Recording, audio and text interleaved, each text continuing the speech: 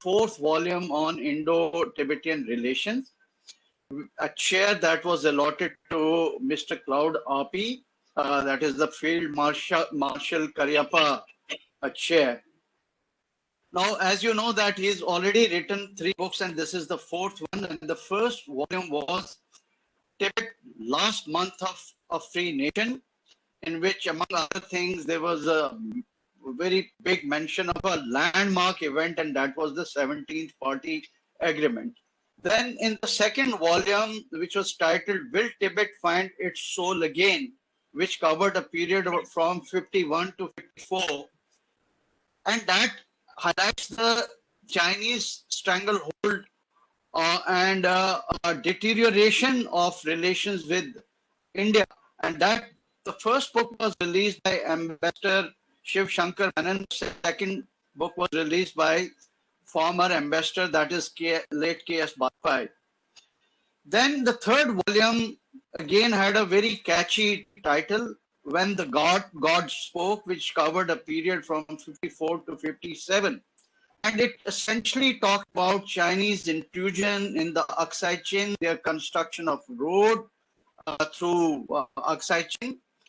And this book was released by none other than our present CDS, that is General Rawat. And now we are going to release and have a book discussion on the 4th volume. To discuss all this, we have a very, very eminent panel here. Mr. Claude Arpi needs no introduction. He is an overseas citizen of France and India. He is a world-famous Tibetologist, has written dozens of books, a number of articles. In fact, he is a consultant on Tibet to our government, and he runs his own blog, and he is a very favorite speaker at different fora. Then we have General PGS Sandhu, who is a war veteran of 71 war, a brilliant military career, and is, among other things, he has edited 2 very popular books. One is 1962 War, A View from the Other Side of the Hill. And he's also carried out a critical appraisal of 1965 Indo-Pakistan War. And then we have Ambassador.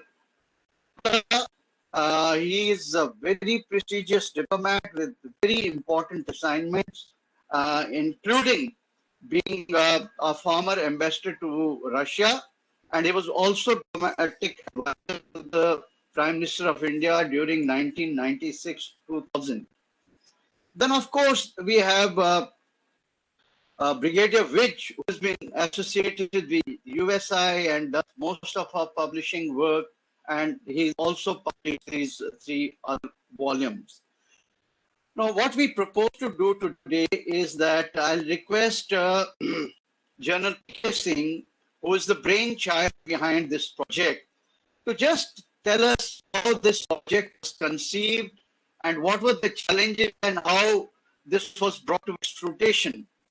Then we'll request Mr. Claude Arpi to just give us major highlights of the book, and General Sandhu, who has painstakingly worked on all the peer review and his own sort of value addition to the book, give us what are his impressions. And finally, we'll request Ambassador Shukla, who has written a wonderful review, I think, a most comprehensive review on the book, to give his own impressions about the book. And finally, I would talk about, whatever these developments are, to my field survey to Tibet, which was under the 80s of USI, and I'll just give my impression. So with these few words, now may I request General P.K. Singh, who has been the curator, the mentor of this book, to tell us what went behind the very conception of this book and what are his impressions, and then so the house open for other panelists to participate. Over to you, General P.K. Singh. Thank you, General Sharma. Very gracious of you and for giving me this opportunity. Very briefly, I would say that it fascinated me because we was successor, or when we became independent, we should have followed and studied what were the British policies. Tibet was a buffer state. Tibet was an independent country when we became when we got our independence. We had no borders with China, and we had the cards stacked in our favor in Tibet. But did we play it correctly? To my own mind and my understanding and reading, I don't think we played the card well, but that's history. But beyond that, what happened was, stopped looking at Tibet. We started talking about China, PLA, we started talking about developments in China, and we started talking of US, China, and forgot that everything linked to China is through Tibet. And if we don't understand Tibet, that was our basic reason for looking at Tibet. For example, the Chinese said, we are biding our time. What were they biding their time for? We thought, oh, it's peace, it's going to be peace for us. Were we right in that? So these are some of the questions which were sort of, keeping many of us, General Sandhu, Claude, and many others, even you, we should talk about this subject. How come we miss this opportunity, and what should we be doing? What should we be looking at? Then came the book, which you just mentioned, about 1962, for which we had constituted a team in the USI, and General Sandhu was the driving force to get that book. Now, that book again brought out the importance of Tibet and what were the mistakes or the opportunities we lost in Tibet, including not using the Air Force, etc. So that's a separate story altogether. So that remained, and I found that Claude used to work on the subject. He would come and discuss, and he was trying his best to have the open up their documents for him to see, the Nehru Museum, anywhere in the National Archives.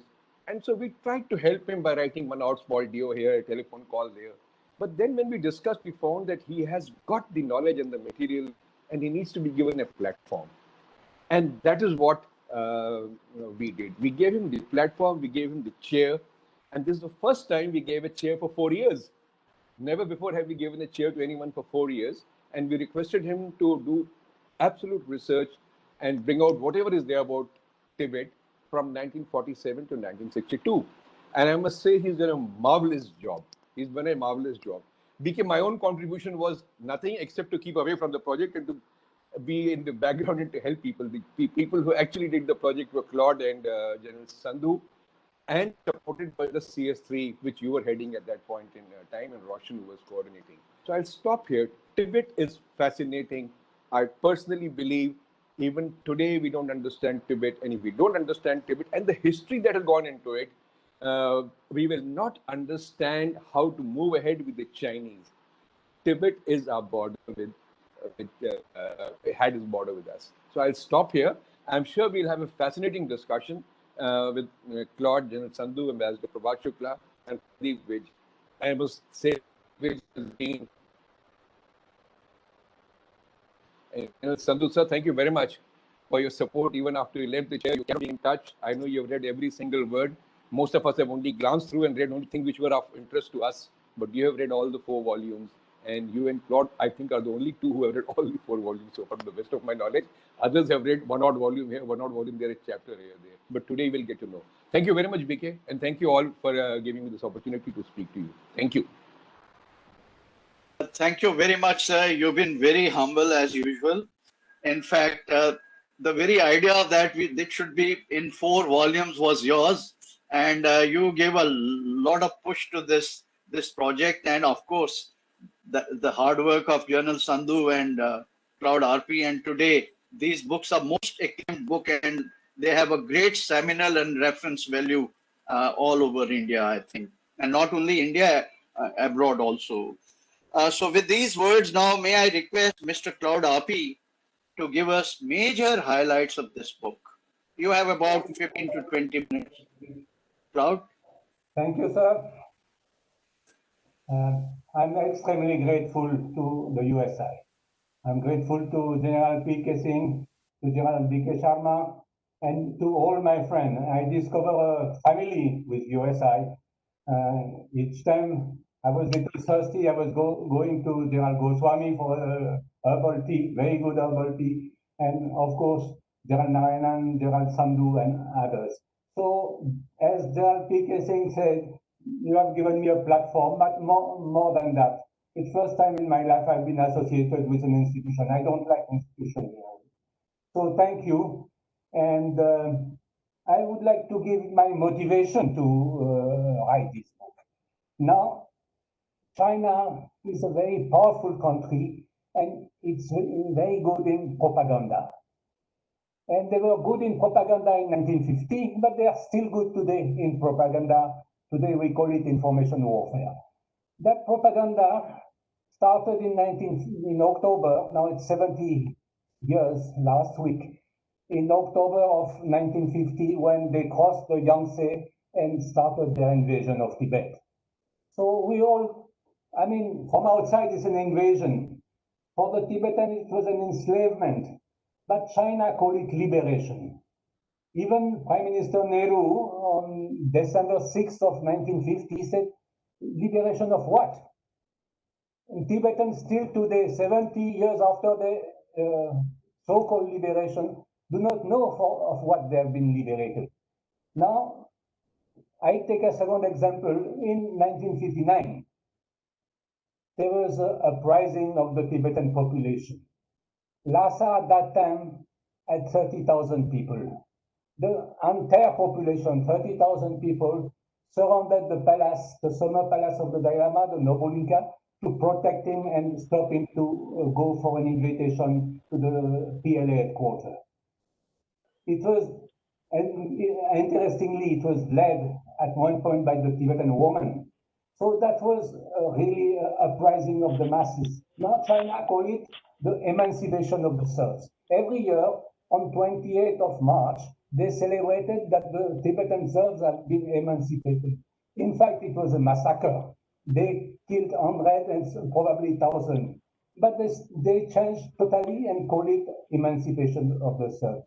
So one of the small joy or big joy I had doing that work, sometimes it's painful to go to the archives, spend your day, spend 8 hours just turning page, try to find.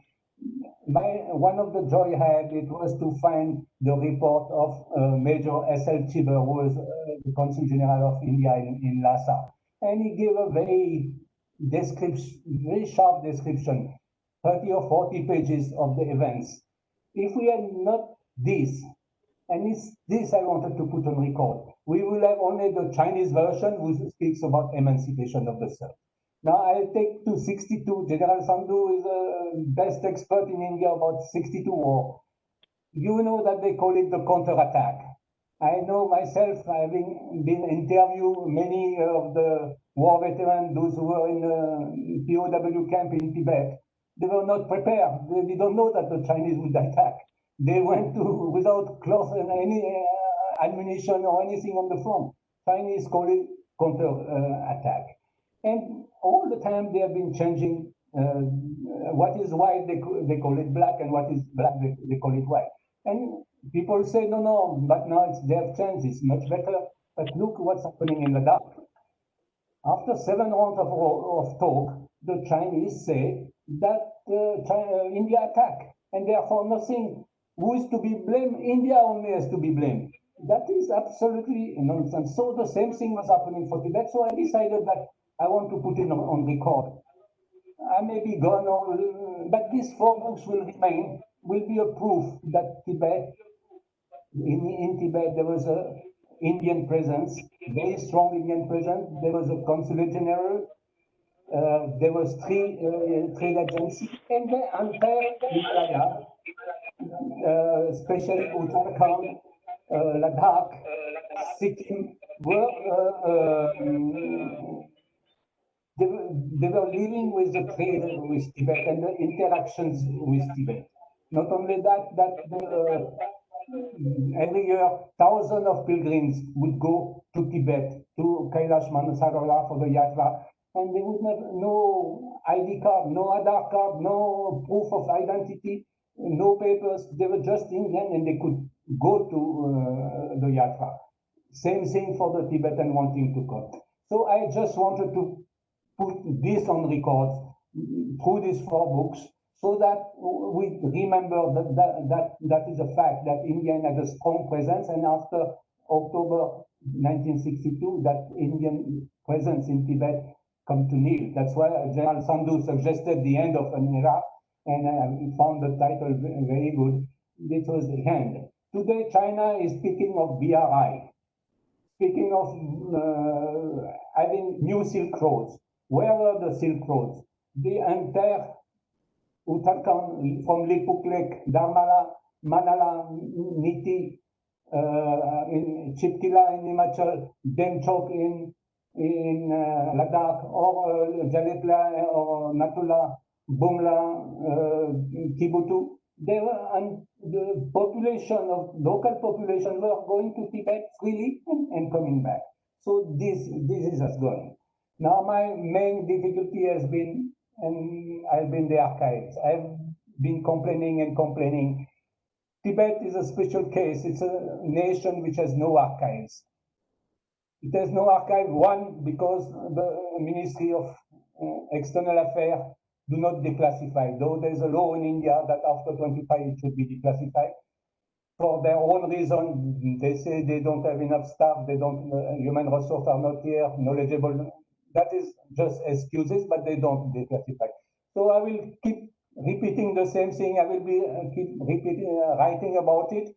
That's India. If India wants to be a really important nation in the world, India has to have a proper declassification system. Indian people should know their history. And Tibet also has no archive from Tibet. And it's an important issue that we don't realize. His Holiness Dalai Lama left Tibet on 17 March of 59. He came as a refugee. He was followed by first 12,000, later on 85,000 people. But all the archives of Tibet, of the independent Tibet, of the government, of the Kashak, the cabinet minister, have been left in Tibet. It means that today, when India is speaking about Bharati, or speaking about Demchok, all the archives relating to this issue are with the Chinese. So it's a tremendous advantages when they are negotiating with India for the border. The entire correspondence for the border, including with the political officer based in Sikkim, are with the Chinese today. And Chinese archive, of course, they don't open it. Once, a few years ago, I think Anand Krishnan was a correspondent of the Hindu. He was given permission to see some files about the 1959, 1960, 61, 62. But he was not allowed to take any picture, so he had to take someone with him just to take notes. So we don't have archive from the Tibetan side, from the Indian side, and from the Chinese side. So all that makes it difficult to reconstitute the history. And I've tried my best. I think Ambassador Shukla mentioned there's many things missing, but I try my best. I hope that someone will continue the job and do it. Now, what is the outcome of my study? The end of an era, said General Sandhu. It's really an end of an era, because today, Nepal has a Consulate General in Lhasa. India doesn't have. Foolishly, India also agreed to the closure of the Indian consulate in Kashgar, which was so crucial for all the relation with Central Asia and former Soviet Union.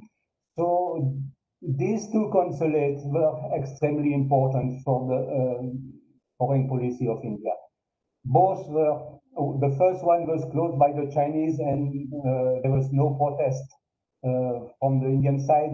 Mr. Ram Sate was the young Consul General in Kashgar, had to walk from Kashgar to Leh, and 1 month he has to walk without escort. Actually, the MI people had lost him. They didn't know where he was. So finally, one day he appeared in Leh, and he was just married, and he walked with his wife from Kashgar to. That's a tragedy, and nothing has been said about it. Nothing. So I've covered in one of the volumes. The consulate in Lhasa is different in the sense that it's India. For some reason that I've not been able to find, who decided to close it.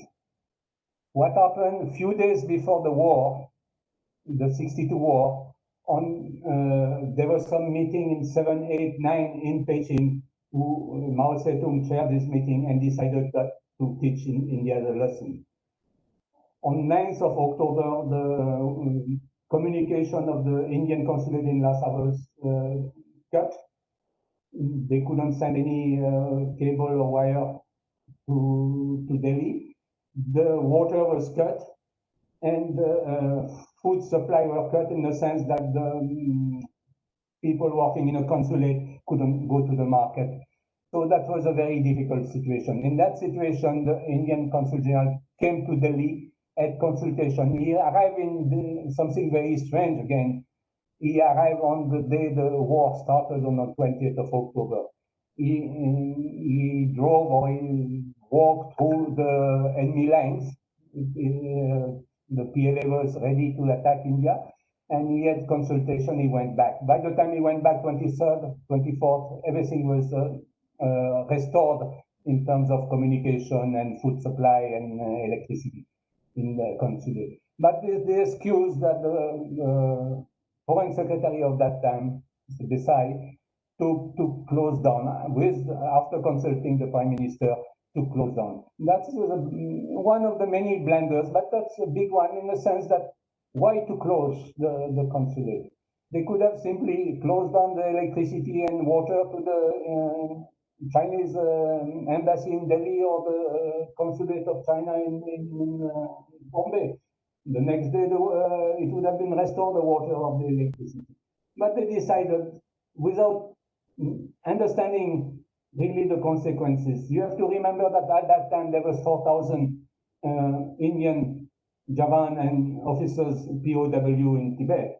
So the role of the Consul General was very important. I have mentioned the MEA archive, but the same thing for the MOD archive. And a couple of years ago, my friend from USI, Squadron Leader Rana Sinha, he went to Arkepuram to the MOD archive and asked, do you have any files on the POW 62? They said, no, sir, we have nothing. Can you believe that there's nothing on 1962? So I went to Geneva and I found all the files related to the POW. Now I found, and I mentioned it in one of the chapters, that the government of India was doing nothing to free these 4,000 people. Mr. A.P. Venkateswaran was, I think, director of China. He was asked repeatedly by the International Red Cross, please give us a letter, ask us officially to do something, we will do something. No, my government said we can't do anything. So, first point I want to make, I have to go to Geneva to get archive for what happened to the POW. And second, nobody wanted to do anything. So that mystery of the closure of the consulate is unfinished work for me. That's why I'm a little bit frustrated about the whole thing. But I really admire and General Sandhu. I kept asking him every day. He said, drop this consulate, drop this from your system. Just forget this consulate. Every 2-3 days, I would phone him. What has happened in the consulate? Give me some ideas. I tried to contact all the people who could have given me, but very often I notice that nobody wants to speak because it has been very traumatic. It includes the former Indian Consul General of Lhasa who told me nothing happened, I can't speak. So I found the same thing with the POWs. They say, we don't want to speak. To their wives, many of them that I met, that I tried to make them speak, they said we have never said anything to our family because it has been a very, very traumatic.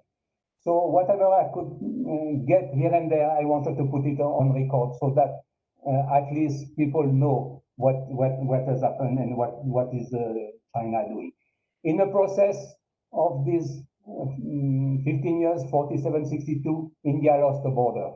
And these many Indian politicians like Sardar Patel, Rajendra Prasad, Rajaji, Munshi, they realized immediately what was happening, that India was losing a border.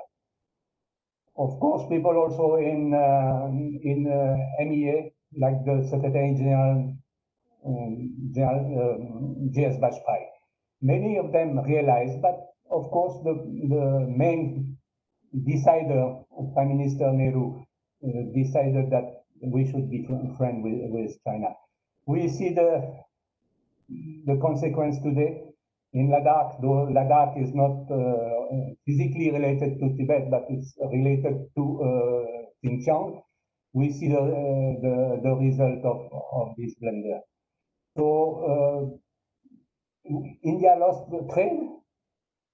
This area that I mentioned earlier in Kumaon, Garhwal, they became very poor. You heard about these ghost villages, hundreds of ghost villages, because these villages were living from the trade. Now people have no trade, no work, no revenue, so they run to Dehradun or Almora, the big city, to be a taxi driver. So it has very deep consequences.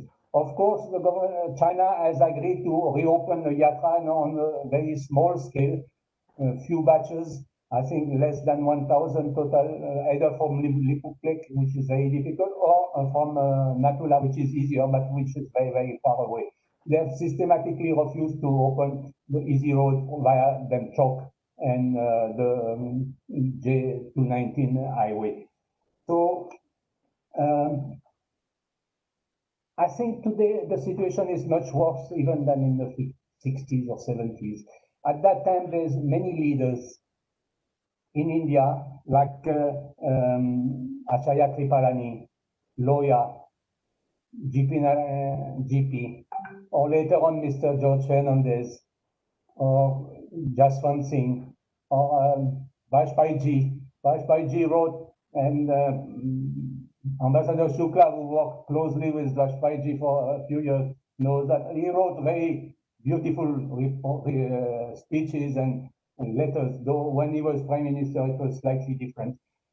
But today there is nobody speaking really for Tibet.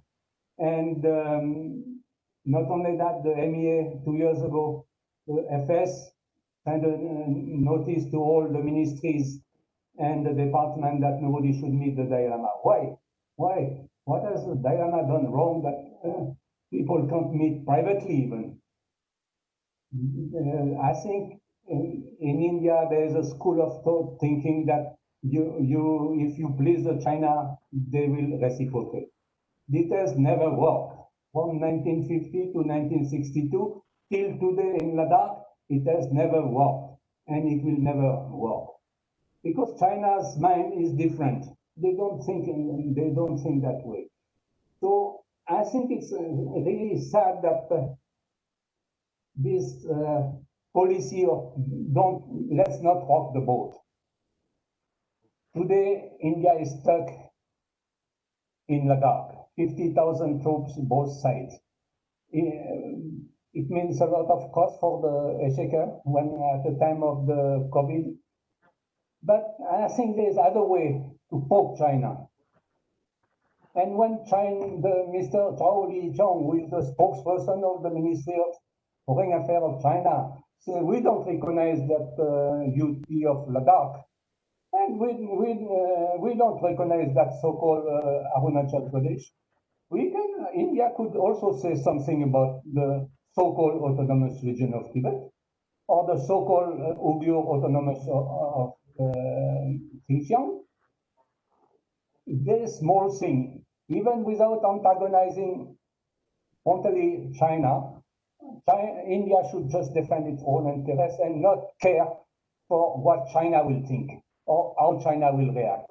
For them to get angry, it doesn't cost them anything. But they'll say, we are so angry because you have said this or you have done that. But if you think of the Tibetan people, they lost 1 million of their people. They should be angry also. And India should be angry for what's happening in Ladakh today. So I think India should just start also, I would not say playing the Tibet card. It's a very bad word, the card. But just be friendly with the Tibetan. Mr. Trump, at the last minute, 2 weeks before the election, has appointed what they call it, not negotiator, an officer from the State Department who would deal with the Tibetan issue. India could very well do something like that, and it's just legitimate. The Tibetan refugees have problems. The Lama should be looked after. India could also say, whatever the Dalai Lama decides tomorrow for his reincarnation or for his emanation, whatever system he selects, we will not interfere, and we are backing him. Small thing like that could be done. So, and I don't know, and of course China is upset because India is building a road. 2 days back, I have that bad habit to wake up at 4 o'clock in the morning and go through this Chinese website. And with Google, it's very easy because my Chinese is zero. But 2 days back, there was an article that in Metok is just north of Upper Siang of Gelin to Ting. And it's where the grid band of the Brahmaputra, the Yalong Tsampo is. They are doing a new road, and it will cut the journey from one place which is on the 318 highway to Metok from 12 hours to 4 hours.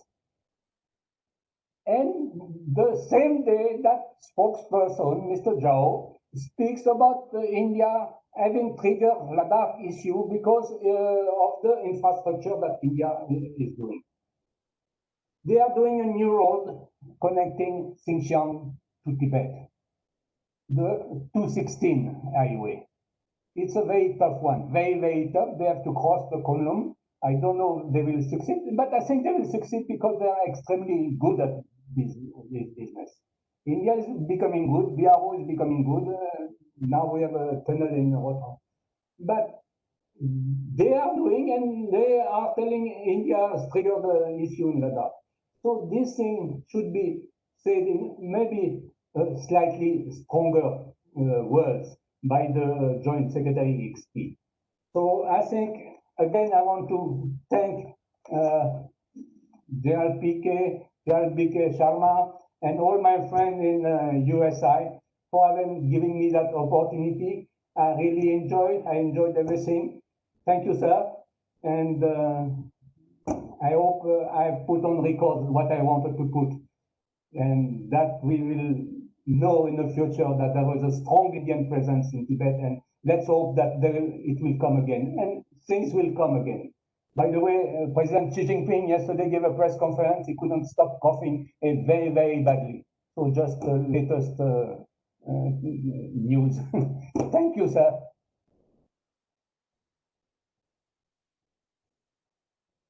Your mic.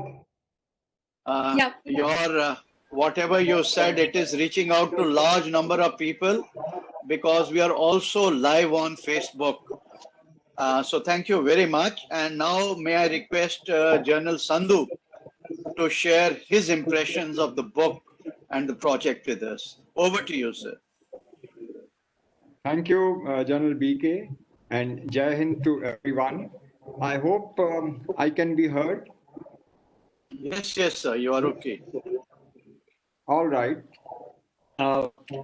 First of all, I would like to congratulate Claude for having undertaken and completing the project successfully.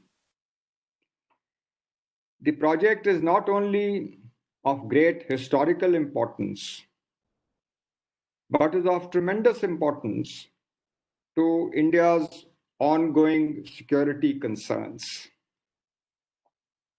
The project covers the period from 19 to 1962.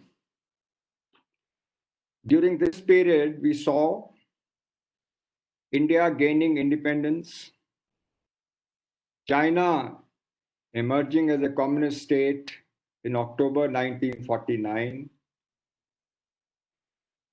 the PLA marching into Xinjiang and Tibet, the era of Hindi Chini Bhai Bhai, the signing of the 1954 Panchsheel Agreement, the emergence of the Sino-Indian border dispute, the Tibetan Rebellion of 1959, the escape of His Holiness the Dalai Lama to India, the developing chill in Sino-Indian relations, and finally, the war of 1962,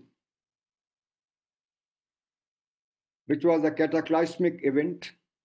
And my personal recollection of that event dates back to my days in the National Defense Academy, when in the evening, towards the end of October 1962, we all lined up the main avenue to say farewell to our Deputy Commandant, Brigadier Hushar Singh, who was ordered to proceed to Nifa and take over the brigade at Sela soon after the debacle at Namkachu. The fourth volume of Claude's work, which is being released today, covers the most important and tragic period of that chronology that I have just recounted, from 1958 to 1962, when India, for various reasons, which Claude has brought out in his research project, failed to see the writing on the wall. This period was also marked by a few landmark events.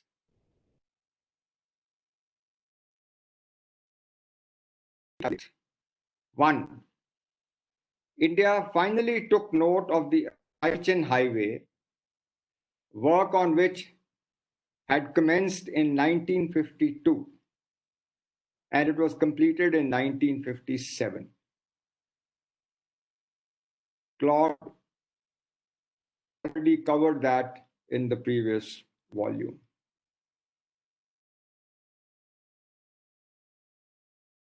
The Communist China over Tibet.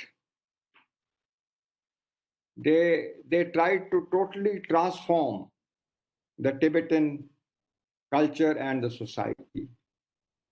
The third, the Tibetan Rebellion of 1959 and escape of His Holiness the Dalai Lama to India.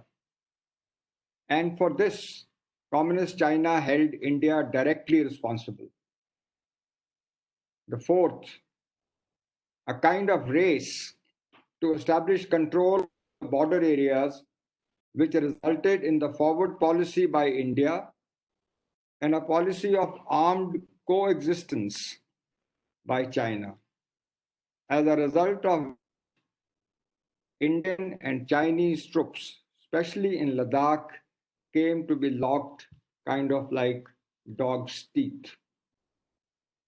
And lastly, India exiting Tibet, and which was completed by the closure of the Indian Consulate General in Lhasa.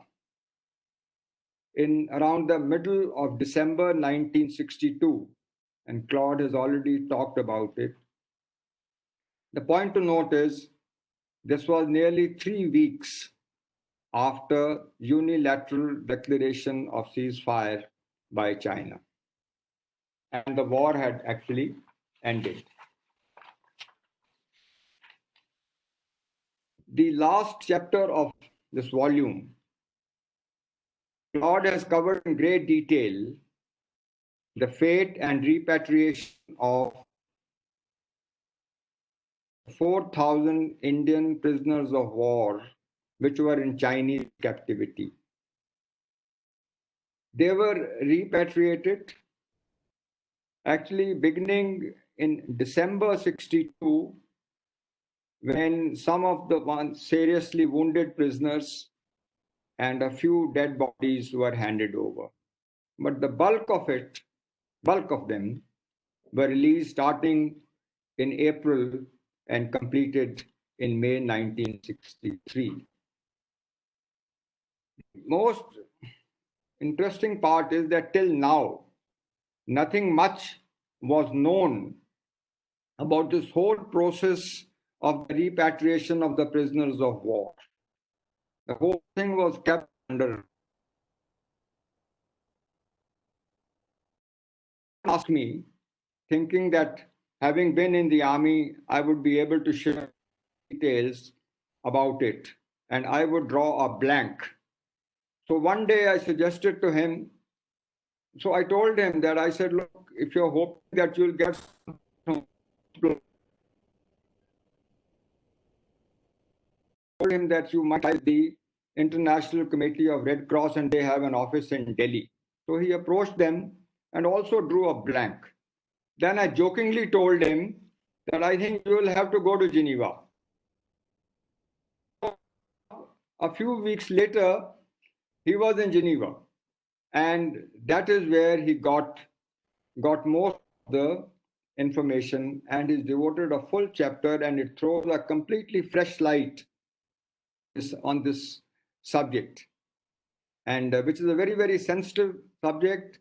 And like he just mentioned, that India at that time had not done enough to reach out and also expedite the repatriation of prisoners of war. And well, the reasons for that may have to be found elsewhere. This volume has 22 chapters. Actually, it should have had one more chapter. Claude had called it the Tibetan Army. After I had reviewed that chapter, now this was towards around March, April this year. Though at that time, the Chinese were already moving in Ladakh, but it was not known to us. And this Tibetan Army, which he called Tibetan Army, we call it Establishment 22 Special Frontier Force, was still a classified subject. So I advised him that you might omit this chapter because the release of the book itself may get held up. And he readily agreed to my advice. But I do feel guilty that this chapter he has so painstakingly written does not find a place in this volume. And by the time the volume was, the Special Frontier Force was out of the closet, and now we all know what they did on the night of 29th and 30th of August. But Claude also tells me that he's put this on his blog, which has been read over by more than 5,000 people, and that is much more than what the number of people who will read this volume. 10,000. Okay. How many? Okay. The project is important for another reason. The genesis of the boundary dispute between India and China lies in the status of Tibet, especially during the first half of the 20th century. China and Tibet participated in the Shimla Conference of 1913-14 as equals. The final Shimla Convention was signed between the British and Tibetans in July 1914. The Chinese plenipotentiary Ivan Chen did not, though initial did, but did not sign the convention. Hence, they were actually excluded from it. By not signing the convention, the Chinese lost the benefit of not only the convention, but also of the notes exchanged between the parties, particularly the one that says that Tibet forms part of Chinese territory. Chinese, of course, do not recognize this convention as binding, and they take the plea that they had not signed it. On the other hand, The Indian claim to the boundary in the eastern sector, that is Arunachal Pradesh, is based on the Shimla Convention, which also recognized de facto independence or autonomy of Tibet.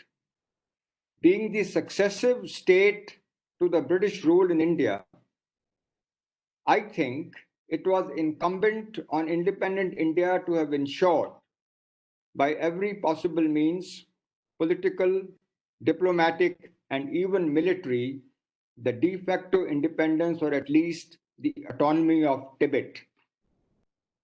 But India failed to do so. I would go to the extent of even saying that India let Tibet down and thus created for itself a hostile neighbor and an intractable security problem. Claude's project is based on primary sources and personal interviews. It recreates this whole saga in vivid detail and gives a blow-by-blow account of events, personalities, and above all, the missed opportunities. No doubt, it is interesting to read, but at the same time, it also leaves one with a sense of utter disbelief and anguish. The reverberations of these years can be felt even 60 years later in the ongoing happenings in Eastern Ladakh today. I can say with some conviction that while the genesis of the Sino-Indian boundary issues can be traced to the happenings in Tibet, which have been covered by the research project, the solution or the resolution as and when it comes may also come through Tibet. Claude may be thinking that he's done with the project, but I tend to think that it is only an interlude. The final volume or the chapter is yet to be written, and he may well prepare for it. Once again, I would like to compliment Claude for having undertaken the project and taking it to its logical conclusion, and also like to compliment USI, the previous Director General P.K. Singh, the Director General B.K. Sharma, and the staff of CS3 for having facilitated this great historical endeavor. Jai Hind.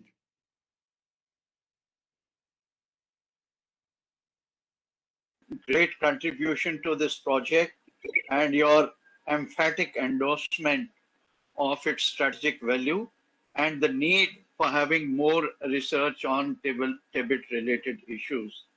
May I now request Ambassador Shukla to enlighten us with his own perceptions and views about the book and issues at large. Over to Ambassador Shukla.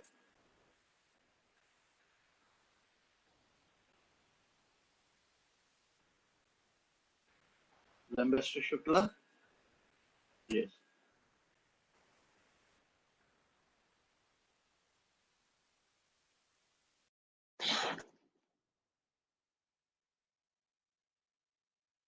Can everyone hear me now? Am I audible?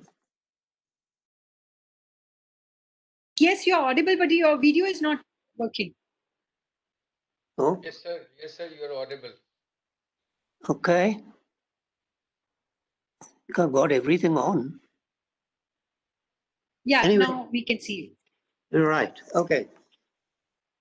Well, to my respected colleagues in USI, especially General Sharma and General Sandhu, and cher ami Claude Arpi, I'm delighted to be part of this discussion. I'd like to begin by complimenting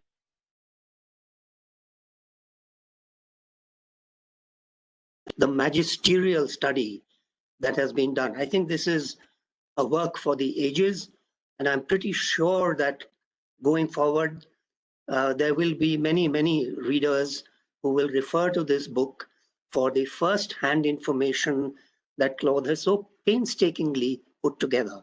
Compliments to all of you. Now, when Claude asked me to review the book, I knew I was undertaking a very serious mission. And I dug out all my old books on Tibet before I started reading and reviewing. And among other things, I came across one of the notings of Jawaharlal Nehru, which I had saved up when I was serving in PMO. On Sundays, Sundays was normally a slow day in PMO, so I got plenty of time to read old files. And as you can imagine, one of the important subjects I pursued was Tibet. And in response to an input from Hugh Richardson. Now, I have quoted Hugh Richardson in my review also. And then I remembered Nehru's noting, which I'm going to read out to you, because since there has been a lot of questioning about why Nehru did what he did, we can see here that peculiar mix of ignorance and arrogance that was the hallmark of Nehru. Here's what he says. Whatever may be the ultimate, he's replying to Hugh Richardson, who had said that the Chinese, this is July 1949, he had said that the Chinese communists are closing in on power and Tibet is one of the objectives that they have in mind, and this will have security implications for India. So here is what the great man records in response. Whatever may be the ultimate fate of Tibet in relation to China, I think there is practically no chance of any military danger to India arising from any possible change in Tibet. Geographically, this is very difficult, and practically, it would be a foolish adventure. If India is to be influenced or an attempt made to bring pressure on her, Tibet is not the route for it. I do not think there is any necessity at present for our defense ministry or any part of it, this is a reference to the armed forces, to consider possible military repercussions on the India-Tibet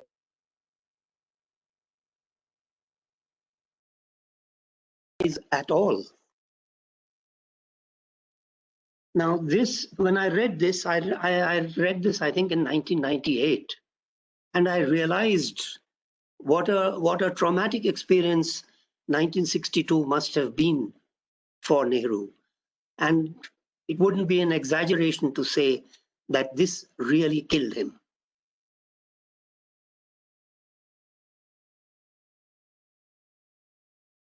To respond to before I get down to my own remarks. I think it has been very properly brought out that we are not responding adequately to the provocations coming from China. Last time when I think I had the pleasure to be present at and speak at the release of the third volume as well. And I had mentioned it then too, that, the Chinese are claiming now that they will have some sort of say in the choice of the reincarnation of the Dalai Lama. I don't understand why both the Tibetan administration here and the government of India are keeping quiet. Communists, do they believe in reincarnation? Unless they see, even in the days of the empire, this was a claim, but this was a claim that was never accepted by the Chinese, by the Tibetans. But the empire at least could say, yes, we do believe in Tibetan Buddhism and its principles. The Chinese communists do not. And at least we should smoke them out on this. The second was about the Shimla Convention, which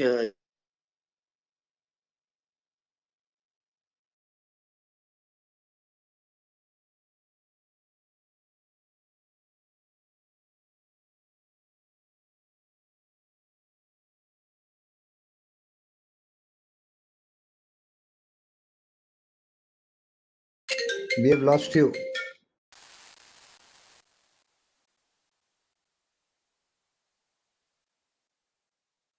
don't know Mandarin, but given that they have those characters, how do you initial an agreement or initial any document? They can't have initials because those are full characters and they have a certain value.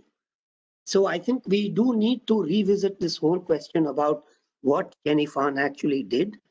The truth is that the Chinese did repudiate it. The government of China, the Republican government, did repudiate it, but their objection was to the inner line. And that's the point I've made repeatedly. At the same time, Mongolia did an almost identical agreement with the Russians. This was with the Russian Empire also in 1914. And look where Mongolia is today. It is a sovereign member of the United Nations. Tibet is under the Chinese jackboot. This is a reflection of the failure, first of the British policy, and then the policy that we continued. And that brings me to another very interesting feature. I think it's been correctly pointed out that if we did not recognize Tibet as an independent country in 1914, then the McMahon line has no validity. The Dalai Lama also, as Claude has mentioned in his last volume, the Dalai Lama also brought out this point and faced the brunt of Nehru's displeasure. But the fact is that, yes, that is the case. If Tibet was not a sovereign state in 1914, the McMahon line is not valid. And here's the remarkable thing. When Nehru organized the Asian Relations Conference in April 1947, just a few months before independence, Tibet was represented as a separate country. Its own flag was on display. The Tibetan delegation traveled on Tibetan documents. And when Nehru welcomed the participants, he named Tibet as a separate country. The representatives of nationalist China did object, but their objections were overruled. So in 1947, Nehru was willing to accept that Tibet was an independent, separate country. By 1950, he had done a somersault. And I have not found any explanation for why this happened.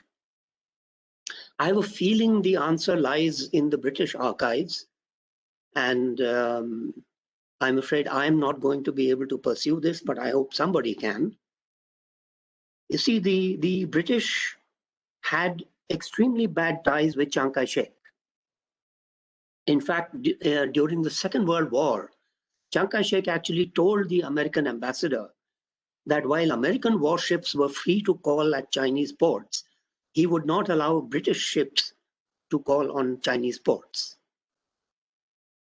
And as you know, as some of you will know, there was a major political scandal in America about the role played by the British and their American sympathizers in ensuring the defeat of Chiang Kai-shek in the Civil War. Those of you who are interested in a more detailed analysis of this, you will find it in a book by a Dutch historian named De Kotter, who has written a terrific book called The Tragedy of Liberation. He covers exactly this period and shows the role that General Marshall played in contributing at least to the defeat of Chiang Kai-shek and the victory of the communists. Now, this sounds completely counterintuitive, but facts are facts.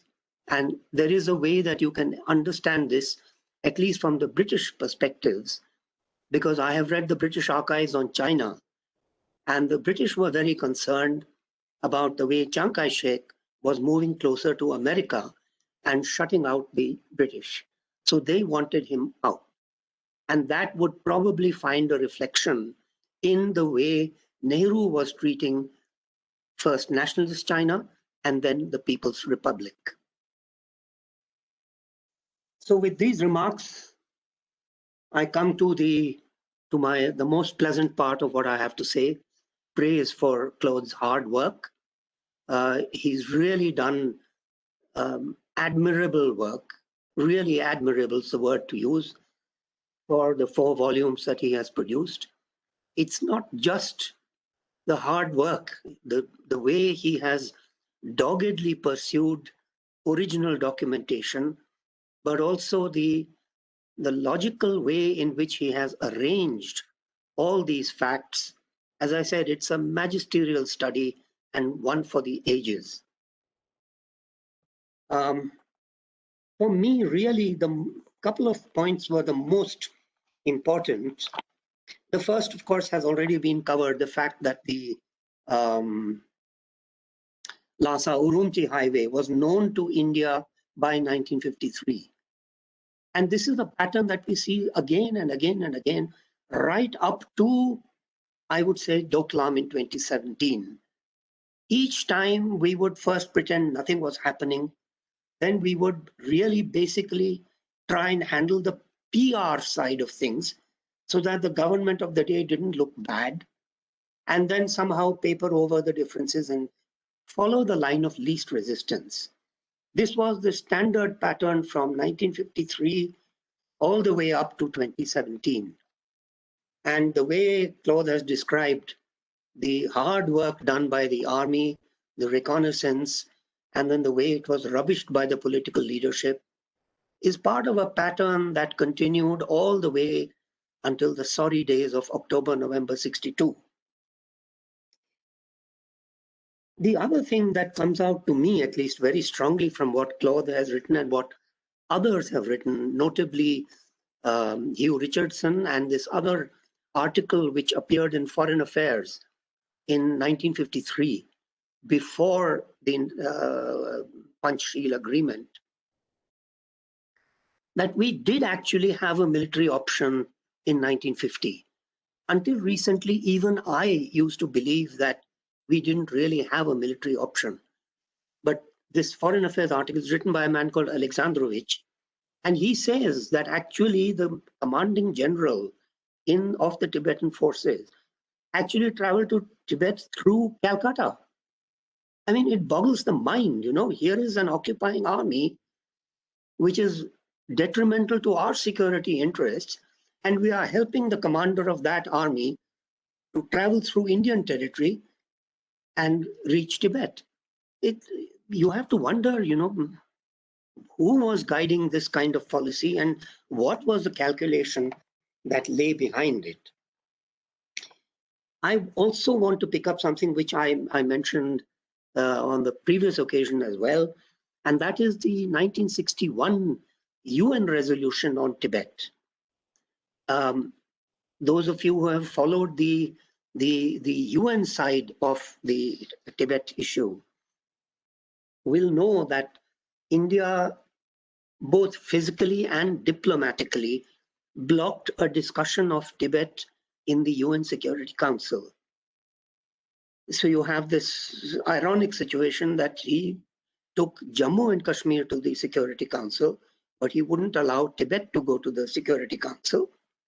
And finally, it was Ecuador, I think Ecuador, Thailand, and Ireland, which moved a General Assembly resolution on Tibet in 1961. We, of course, took no part in it, but the resolution was passed and it called for self-determination for Tibet. And the funny thing is that this was repeated in 64 and 65. And in 1964, we still did not speak up on it. Nehru had just passed away, so perhaps we hadn't gathered our wits. But by 1965, we had mustered up the courage to speak and speak in favor of the resolution supporting the Tibetan case. So, there is a diplomatic basis on which we can still work. Because we have to be clear in our minds, do we want a border agreement or do we want a free and independent Tibet? You cannot, in my view, have both. And that is one of the things that I have mentioned about Claude's book. I don't know, I think he stands with me, that we really do need, and I think I read the same in General Sandhu's Delphic words, that really the solution is to be found in Tibet. And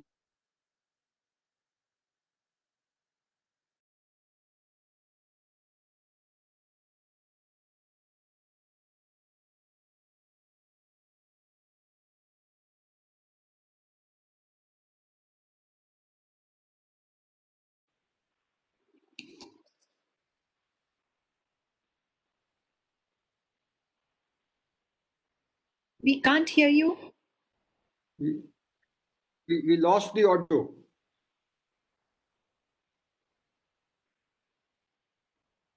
The bandwidth is low. It is reincarnation.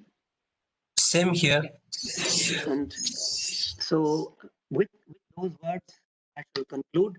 And once again, I want to record my sincere appreciation for the hard work put in by Claude in the first place and the solid backing that he has got from the USI.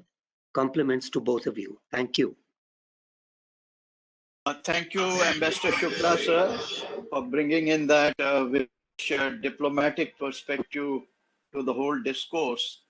And now finally, I think the man behind the screen is Brigadier Vij, who has, as General PK said, very kind and extremely cooperative to the USI to bring out most of these volumes in the hands of readers. Would you like to say a few words, sir? Brigadier Vij, sir? Yeah, thank you. Thank you. Ambassador Shukla, sir, General B.K. Sharma, Director USI, General P.K. Singh, General Sandhu, Claude Arpi, and other dignitaries. First of all, I'm grateful to the USI for giving me this opportunity to share my views as a publisher on all the 4 volumes that have been published by me of the book India-Tibet Relations, authored by Claude Arpi. Much has been discussed about the book, so I will not go into that. I will only share my view as a publisher of all these volumes. I have read many other books on this subject, but I must confess that since I have gone through all these 4 volumes at least 3 times during editing, the contents, the papers brought out, and the presentation of certain facts which are there in these books, really I admire Claude Arpi for the efforts that he has done. I am sure there must be still certain papers which are still missing, maybe beyond the reach of everyone as on date. I only have one point regarding this whole project. Though the USI conceived this project for 4 years, but as a publisher of the book, I felt that 4 years were too long, because by the time the second issue came, the first issue lost sight. Thanks to the present standoff between China and us today, and coming out of the 4th volume, that earlier 3 volumes have also come into focus now and are now gaining importance for the readers. So as a publisher, I intend putting all these 4 volumes as a complete 4-volume set for people who really want to go into the details of these books. Once again, thank you so much, sir, for giving this opportunity to publish all these 4 volumes.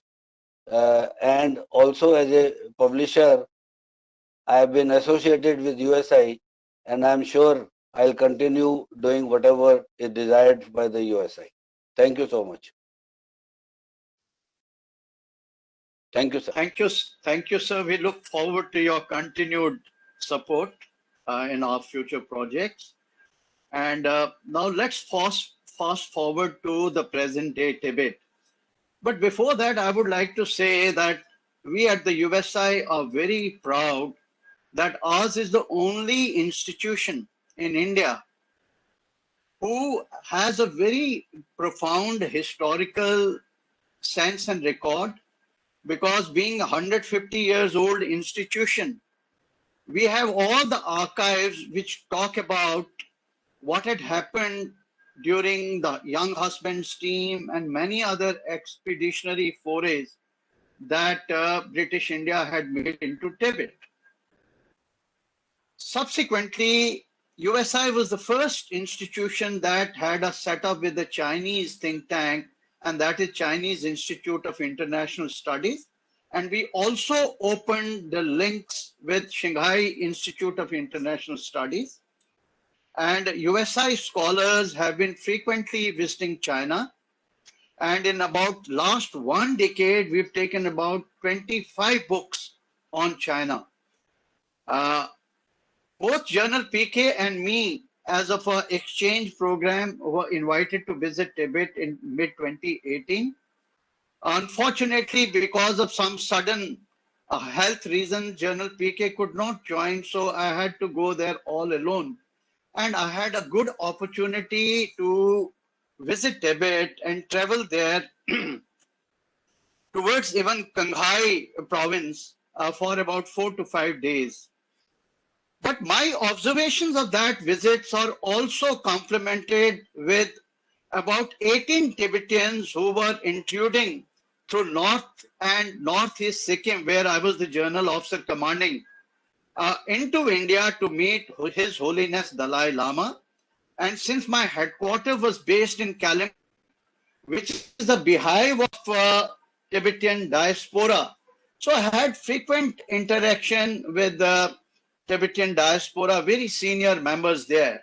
So my observations and impressions that I'm going to share with you is a synthesis of all these experiences that I had.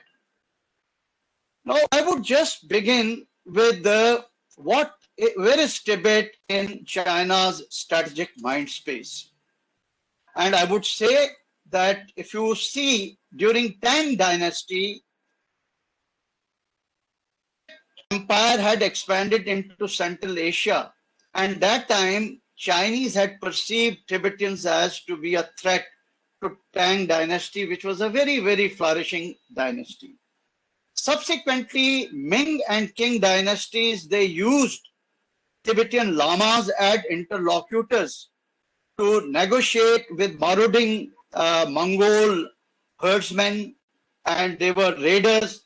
And because of the high emotional intelligence, they used the expertise of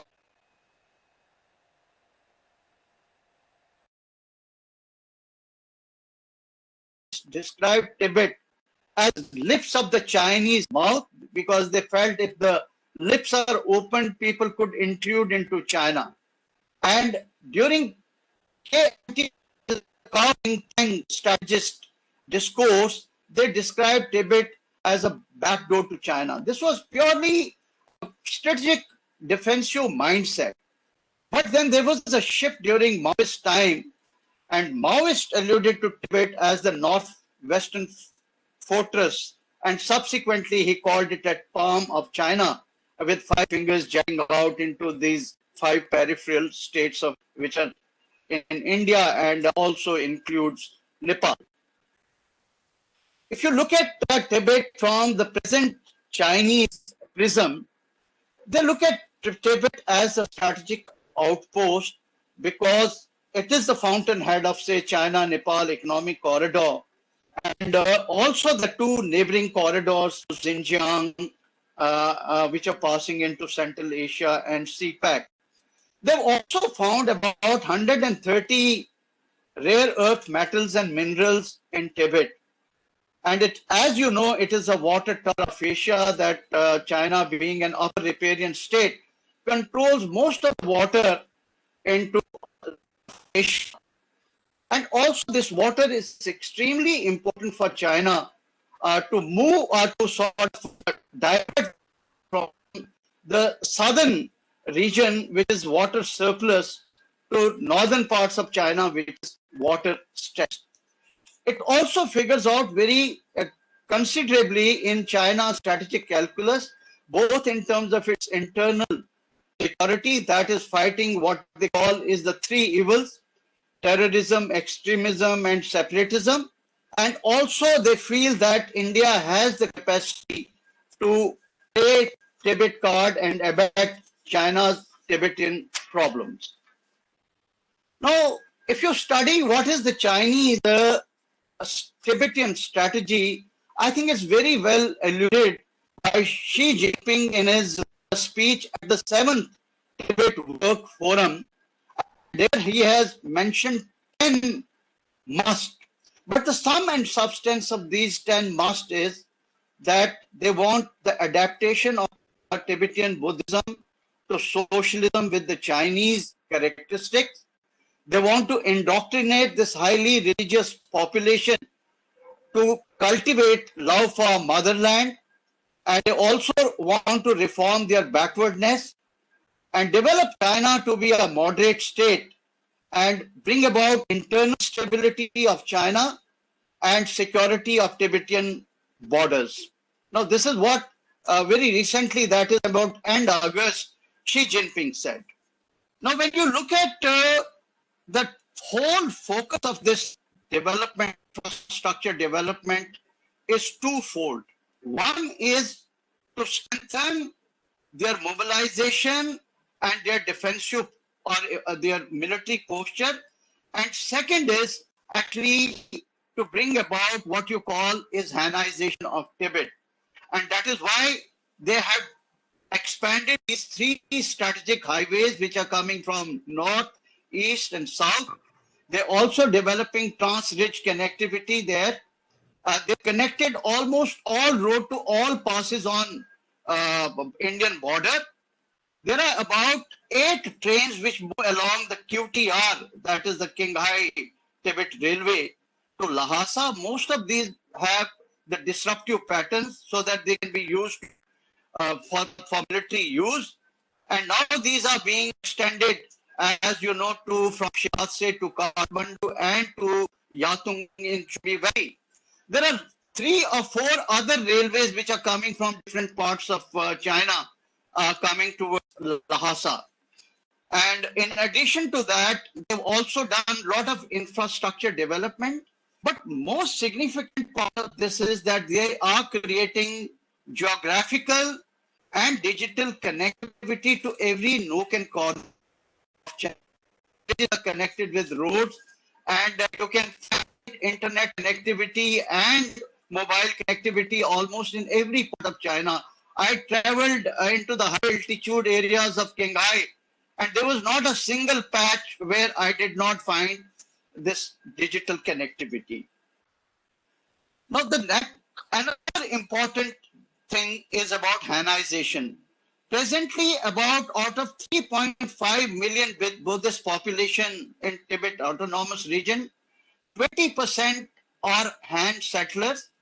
In addition to that, what they are doing, a lot of people from the eastern coast, the businessmen, are investing in China in mega projects there. And these people are given actually what we call is the residential permits for a number of years. Most of the guides are Han Chinese, and they're guide permits. So as a result, I think the population, Han population, including the floating population in China, has expanded to nearly about 40%. Now these Hans are dominating most of the posh areas. Their business houses are in the commercial streets, And most of the modern facilities like hospital, educational facilities are also developed in Han-dominated areas. They also been given a lot of space in the overall political structure of Tibet Autonomous Region. For example, in the Politburo Committee of Tibet, there are about 60% hands there, so are in the Politburo, and this membership is now being extended right up to the village level. That means the Chinese Communist Party is penetrating to even to the village level there. And most of the heads of the government there are hands, and they are taking control of most of the departments. Another important initiative that China has embarked is to alter the nomadic and the pastoral way of Chinese life. And what they are doing, besides this infrastructure development, they are removing these herdsmen. They are not permitted to now wander. And all of them have been put into encampments where they have created so-called model villages. And there are gated grazing grounds for their, herd, their cattle. They cannot go out to the grazing grounds. And most of the grazing grounds are being as commune and being used by the government for their own purposes, whether it is exploitation of minerals or anything of that nature. There's very extensive surveillance and social audit system. In fact, in all the cars that we were traveling, there were cameras fitted and these were being monitored from Lhasa. And they knew what conversation is taking place inside the car and where that driver has reached and what is his speed and all. And same system is in vogue in most of the monasteries and in public places. So all those people who've been displaced from their pastoral land are actually being put through some kind of a transformation process in the vocational centers on the line of what is happening in Xinjiang. And there is this military style vocational training being imparted to these and they've also been given skill training, and the surplus labor is being transferred from there to other provinces of China. As per the latest report, there are about 50,000 people who've been put through these vocational training centers in last 7 months in 2020. So this is the degree of infiltration that they are doing. They're also weaning away the Tibetans from the Buddhist religion and also the Tibetan culture. They are demonizing 40th Dalai Lama, what they call him as a splittist, for the reason that one of the demands of Dalai Lama is to create greater Tibet. That means redrawing the boundaries of Tibet, which includes the areas of Qinghai, Gansu, Sichuan, and Yunnan province. And he also wants to redistribute the ethnic minorities, the Tibetan minorities who have been scattered all over, to be settled in these areas, which is not acceptable. As a result, when you go to Jakhang temple or you go to Potala Palace, you will find the photographs and all the traces of 13th Dalai Lamas, but there is no mention or no trace of 14th Dalai Lama. Nobody can keep his picture. The moment they see somebody is talking about him or they own his picture, he is straightway put into the jail. They're also playing the politics of Dalai Lama versus Pancham Lama versus Karmapa. Why I'm saying that? Because Pancham Lama, who is their appointee, and he has a monastery in Shigatse. Well, mostly he's living in Beijing, but sometime at the behest of the party, he does make visits, but he's not popular. I only saw his posters in 1 or 2 places, but most of the times, people did not talk very high of him. But surprisingly, I saw the pictures of Karmapa in the taxis, and I asked these 2 Communist Party chaps who were escorting me and some Tibetans that why are you permitting Karmapa?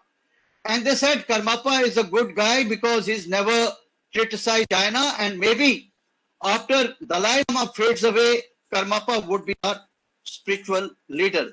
But on the whole, I found that there is a spiritual deficit in the mind space of Tibetans, and there is an uncertainty in regard to succession of Dalai Lama. And most of them feel that maybe with the passage of time, Chinese will wither this institution of Dalai Lama, and we may not have new Dalai Lama.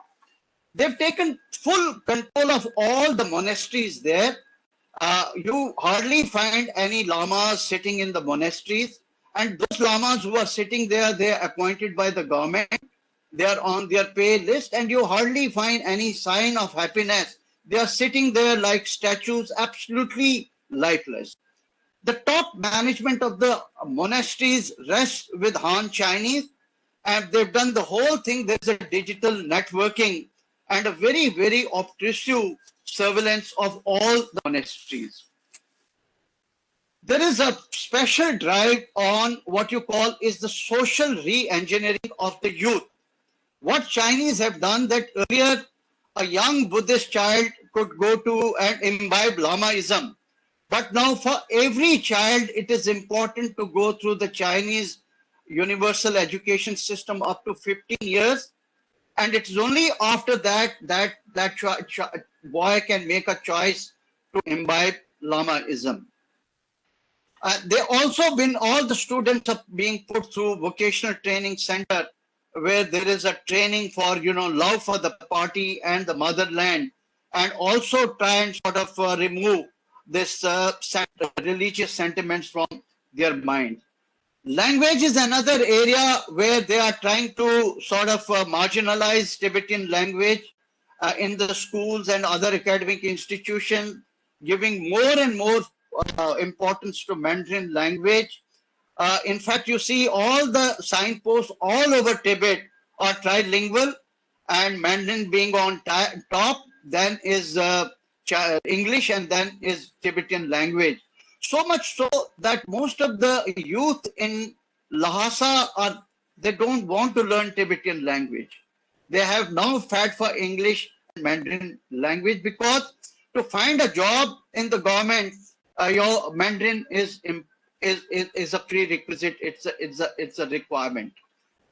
They are altering the social behavior of these youth, because if you go to New Lhasa, which is more expanded than old Lhasa, it is full of discos, departmental stores, pubs.